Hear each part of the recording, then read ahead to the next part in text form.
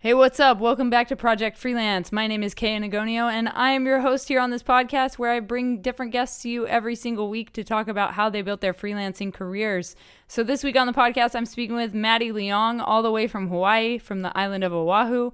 He is a landscape, aerial, underwater, and wedding photographer. And this week we're going to be talking about all the things he does. But before we get into the episode, there's a few housekeeping things I need to let you guys know about. Firstly, if you like this episode at any point in time, please leave a rating and feedback. It helps the podcast grow, it helps other people find us, and it gives us a little bit of notoriety. So if you do leave a rating and feedback, I will send you a signed photo print of a photo I have taken. And if you guys do that, just send it over to Project Freelance on Instagram or on Twitter, and I will get you guys that signed photo print as soon as possible. Cool. So I have to thank our partner, Liquid Death Water. And if you've never heard of Liquid Death Water, don't worry. I've got an ad coming for you in 3, 2, 1. From the streams of the Austrian Alps comes a new kind of water. A water that is sure to raise you from your grave. If you're tired of buying cases of plastic water bottles that contain carcinogens and God knows what else, or if you're trying to lower your waste footprint, Liquid Death comes in beautifully rugged aluminum cans. Murder your thirst with a can of Liquid Death. Check the link in the description and use code JustTheLetterK at checkout for 10% off your order. Liquid Death. Murder your thirst. So yes, use code JustTheLetterK at checkout and you will get a discount on your water. I appreciate you guys listening to the podcast and supporting us in all the different ways that you do. If you want to support further, I have a Patreon where I give exclusive content, early access, and monthly Zoom calls. So if you guys are into that kind of stuff, we can absolutely do that. But without further ado, Matty, please introduce yourself and what it is you do to the Project Freelance audience. My name is Matty Leong. I'm a freelance photographer and videographer here in Hawaii, and I love shooting landscape and surf. So take me back to the very beginning. How did you get into photography in the first place? What made you catch the bug, the creative bug? You probably heard this before, but Instagram was just kind of getting popular. I was just fresh out of college working my 8 to 5 job. And I made an Instagram and I started posting like everyone else back then. And I came across a few profiles that kind of really just inspired me. It was just all about adventuring and just like traveling and doing fun and cool things. And it seems like they were making money out of it and it seemed like they're turning it into a career. So um, it didn't start that way. Like that's not what I think about now. It's not about like the travel and the money, but back then I was just out of college and I didn't really expect like real life to be so bland and boring. And it seemed like I graduated in business, so working in a business job, it seemed like everyone was just kind of fake to each other, just so that someone could get like the next promotion or just be seen as like the good coworker. um, but yeah, just from like looking at those people just posting on Instagram, it just seemed very genuine, and that's kind of what I wanted. I kind of wanted to. I didn't want to sit behind a desk for the rest of my life. I kind of wanted just to go out and inspire people and just make people believe that they can do whatever they set their mind to and their heart to. So that's kind of where it started. That's where like the spark of inspiration started inside of me. It's like watching those videos over and over again and not doing my real work in real life. Yeah. Yeah. And something I like about your posts is that you put these like motivational quotes. Well, not quotes. I mean, it's like little like stories and snippets to inspire other people. What made you kind of mold your Instagram around that? Because like you could just post the photo and like hashtag it a bunch, but you add something to it. Tell me a little bit about your process of creating your captions for your Instagram posts. It kind of started, I'd say, like back in the office again. I would definitely hear a lot of people just complain about life and like they weren't happy with whatever job or whatever position that they were working, and Not everyone was like that, but at the time it did seem like quite a lot of people.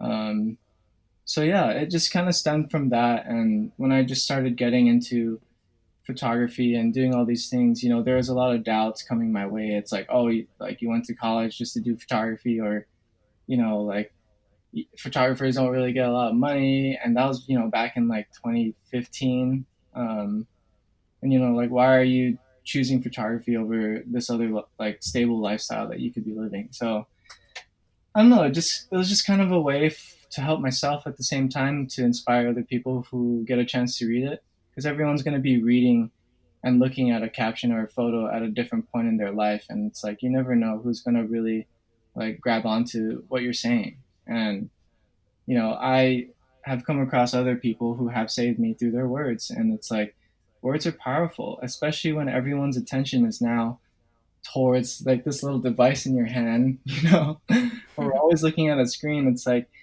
I'm doing my best to put out this work. Why not like say something that could really just complement it all? It's like I have finally understood how many people really value and love Hawaii, and it's like I didn't really realize that until I jumped into photography. So it's like, how did this place make me feel? How can I bring like the person who's reading this into like this photo that I'm like sharing? So, so yeah. What made you want to get into drone photography? Was it just from being in Hawaii and having all this beautiful nature around you? Yeah, I think so. Drones like were pretty new when I like jumped into photography, and you can just really tell like how much like a place just elevates itself when you go higher up in the air. It's just like a different feeling. Um, I was also inspired to get a drone because after college, one of my buddies, he was into photography and I was just getting into photography, but he really wanted somebody to like go up in the helicopter and like tour the island of Oahu, which is where I live in Hawaii. He wanted somebody to tour the island of Oahu before he goes back home to New Jersey, and no one wanted to do it with him. And so I said yes, because it's like, I'm from here. I've never seen like my home from above. Let's go. And we went, and it cost a ton of money just coming out of college. It was worth it.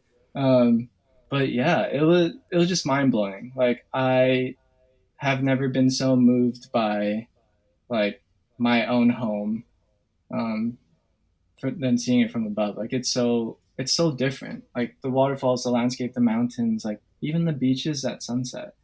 Um, it's kind of just what inspired me to go like buy a drone and start flying. It's just a different perspective, and that's like my main goal. It's like to offer a different perspective to like other people and try to motivate and inspire them. And it's like I need to do the same with myself if when I see new views. So yeah, that's kind of where my drone journey started.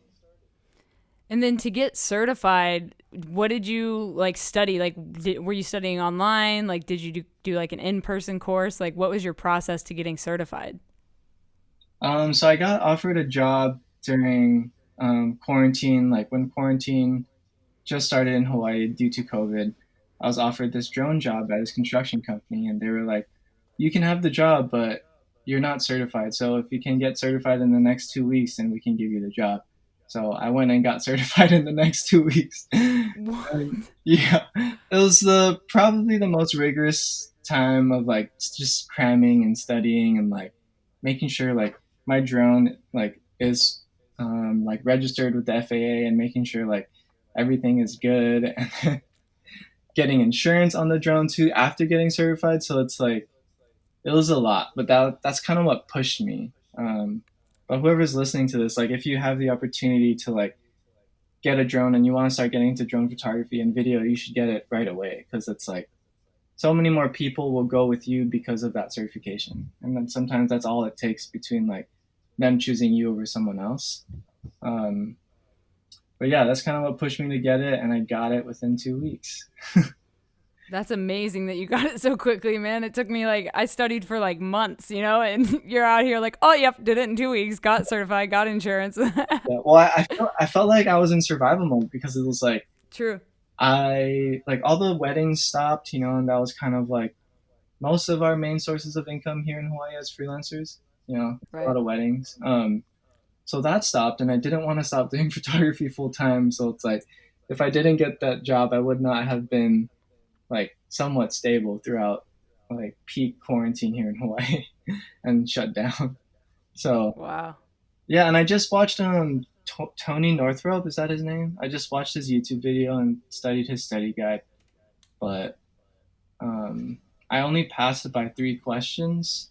So if you should probably study for sure. You don't do it within 2 weeks. I barely But hey, man, you passed. got it. You got it though. Yeah, I got it. I think you just need an 80%, I think, and above, or maybe it's a 70. I'm not sure. I think it's an 80. I think you're right. Okay, yeah, so at least a B minus. So that's not bad. Yeah. Nicely done. And tell me, let's switch gears and talk about shooting underwater. We've talked about shooting from above the island. So now tell me about what it's like to be underwater and shoot photography like that. Yeah, underwater is just, it's a different game. You, most people who know Hawaii photographers follow my friend Nolan Omura. Like, you just look at his stuff and, like, I feel like he's one of the best underwater photographers here in Hawaii. Aside from other people I look up to too, but when you look at his things, his work, it just really wants to make you go underwater because it just seems so limitless. Like, obviously, it doesn't feel like there's gravity underwater, so you can really do like cool and unique concepts, and like the way that the light just kind of shines through the ocean and creates like these little sun rays while you're underwater is it's just something else. Like when you see it in real life, you're like, whoa. And then when you take a picture of it and you like look at it in a deeper level, it just really changes your perspective on things. So, you know, I didn't really start going underwater until I had enough money to buy underwater housing. Hmm. It's kind of around 1,500 as an investment, but it's super worth it. There's two types of ways that you can do it. You can buy a dive housing, so you can dive down deeper, 30 more feet, or you can buy a surf housing. Um, so the dive housings, when you look at underwater photographers, like when it looks like they're really deep, that's the housing that they're using.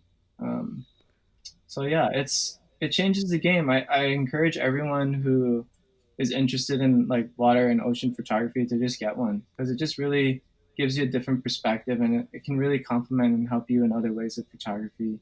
Um, so yeah, underwater here is just really fun. I mean, there's a lot of marine life that sometimes we come across. Um, so it's always a surprise. It's very fortunate to do it here in Hawaii. Yeah. Yeah, what a beautiful place to do underwater photography too. Like clear water, very little pollution. I live in California, so it's kind of dirty out here. It's just like a different type of clarity. Yeah, Right. for sure. um, but but yeah, it's I encourage everyone to just go to Hawaii and go underwater and just open your eyes. It's insane. Absolutely. Yeah. And as far as like finding your value and your worth as a freelancer, how long did it take for you to go from doing it kind of like as a hobby to making your income and paying your bills with it? Um, I think it just depends on how hard you work and like who you surround yourself with. Because I've seen a lot of people who have just started doing it within a month and are already making enough money to pay bills. For me, I think it took about a year because I didn't really study photography until like after college. Like I had no idea what I was doing. So from learning from scratch to like where I am now, I think it took me about a year until I started, feeling like I'm confident in my work and like this is kind of what like the industry like is giving to these clients. And after doing a bunch of fun and random shoots and just posting it on Instagram and like hearing people's feedback, people would start being interested and they would actually ask what I charge. And from there, like I had no idea. I think it's just asking your friends or your peers kind of what they charge and then just kind of starting with a number until you find one that like is that fits the amount that you're going to be giving to the client until it sounds fair. Um, so yeah, for me, it took about a year to kind of get that comfortable place of feeling confident. Um, Nice. mhm. And what are some of your like favorite things to shoot as far as like photography goes? Like, do you prefer underwater aerials, like what, or weddings? Like, what is your preference if you could pick like one subject to shoot? If I could pick one thing, I think it would still be landscapes. Um, I kind of started with landscape photography, just like doing a bunch of like cool hikes in Hawaii and like taking photos of a person like on top of a ridge at sunrise or sunset. I think if it was like to be like my job for the rest of my life, I think like landscape lifestyle photography for outdoor companies. I think I would do that. But then surf photography and underwater comes like second. Um, but yeah, and then drone would just be like part of the outdoor landscape photography. So yeah. Yeah, for sure. And then my last question for you is, what is something you know now that you wish you knew when you started? Yeah, so that's a really good question. I have definitely answered that for myself. So luckily I do know my answer right now. I think I would just tell past me to, or like people who are starting out to just like take photos and videos of what makes you happy. Like take photos of videos of like what makes you feel good, like what you really like versus kind of bouncing from thing to thing. I mean, it's not a bad thing to do, but if I was telling my past self who is just starting out, I'd just say like lean into what your passion is when you pick up a camera. Like, what do you like taking photos of? What do you want to constantly share? Because then that way you don't have to go through like the headache of like wondering if you're on the right path or you're taking photos of the right things or doing the right jobs. It's like you already know from the beginning like this is what you want to do. And I can say like there's like photography professional jobs for like anything that you like to shoot. So I'd say lean into that one thing, get really good, and then transition into something else. So for me, it was like learning how to take photos really well on land, and then now it's like transitioning to underwater. So, and that's a little bit different. Or like taking photos on land versus in the air. So master one thing and then move on to the next. It's kind of my. Nice. Love it. And if people want to follow you, follow your journey, or if they want to potentially hire you, how can they find you online? You can look at my website. It's www.mattyleong.com. So it's MattyLeong.com. And then my Instagram is Matt A. Leong. So it's my first name, my middle initial, and then my last name, Matt. So yeah. Perfect, man. Thank you so much for coming on Project Freelance and sharing your stories. I appreciate it. Yeah, this is a really cool thing. I think, it's for me, I love listening to podcasts from other freelancers and seeing what they're doing. And it's like, wow, we're really not that far off from each other. All right, guys, that was my podcast with Matty Leong, all the way from Hawaii. Thank you, Matty, for coming on the podcast and sharing your insights about freelancing with my audience. If you guys enjoyed this episode, like I said at the beginning, please leave a rating and feedback. It really helps the podcast grow. It helps other people find us, and it helps give us some notoriety. So I appreciate that a ton. Like I said, if you do leave a rating and feedback, take a screenshot, send it to me at Project Freelance on Instagram or on Twitter, and I will send you a signed photo print. Thank you, guys. I will talk to you next week on Project Freelance with another guest. If you want to be on the podcast, hit me up at Project Freelance on Instagram. Let's get you on here. All right, guys, stay strong, keep enduring, go out and go create something.